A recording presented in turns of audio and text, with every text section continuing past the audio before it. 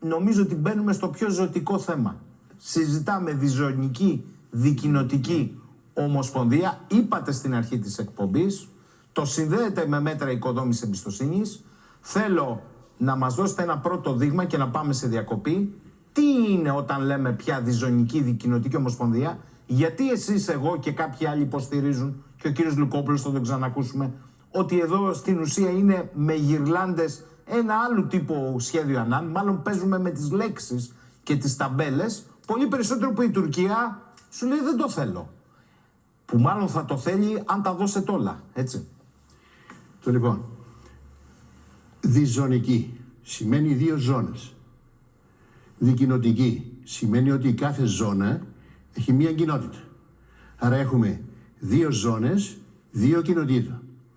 Στη μεν ελληνική ζώνη είναι οι Έλληνες η πλειοψηφία και στο περιουσιακό και στο πληθυσμιακό.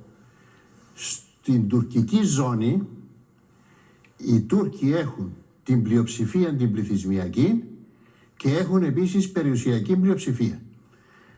Σημαίνει ότι όποια και να είναι η έκθεση η οποία τελικά θα αποφασιστεί ότι θα αποτελεί την τουρκική ζώνη, που θα είναι πέριξ του 27%, μέσα σε αυτό το πλαίσιο κινήθηκαν οι χάρτες, σημαίνει ότι σε αυτό το 27% του κυπριακού εδάφιου στο βόρειο τμήμα της, οι Τούρκοι πρέπει να έχουν την πλειοψηφία.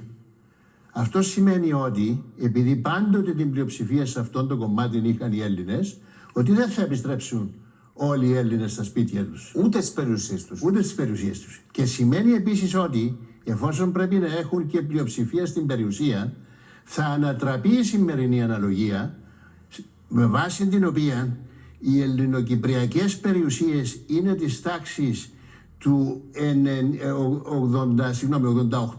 88%, οι τουρκοκυπριακές της τάξης του 12%, αυτό πρέπει να ανατραπεί και στην ουσία θα πρέπει να χαθούν οι ελληνοκυπριακές περιουσίες, να πάνε στους Τούρκους για να έχουν αυτή την πλειοψηφία, να έχουν αυτή δηλαδή το 88% και να παραμείνει μόνο ένα 12% στους Έλληνες Κύπριους.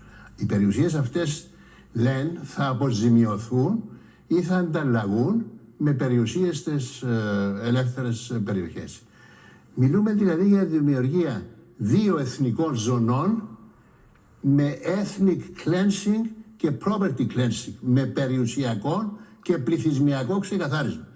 Είναι δυνατόν να υπάρχει Έλληνα στην Ελλάδα ή στην Κύπρο που να επικροτεί αυτή τη λύση του εθνικού ξεκαθαρίσματος στην Κύπρο? Είναι η νομιμοποίηση της εισβολής, των αποτελεσμάτων της εισβολής και της κατοχής. Και πέραν τούτου, όπως είχα πει και προηγουμένως, αυτές οι ζώνες πρέπει να είναι ίσες. Πολιτική ισότητα. Πολιτική ισότητα των ζωνών. Θα το πούμε αυτό. Πάμε σε διακοπή και μπαίνουμε στα βαθιά νερά.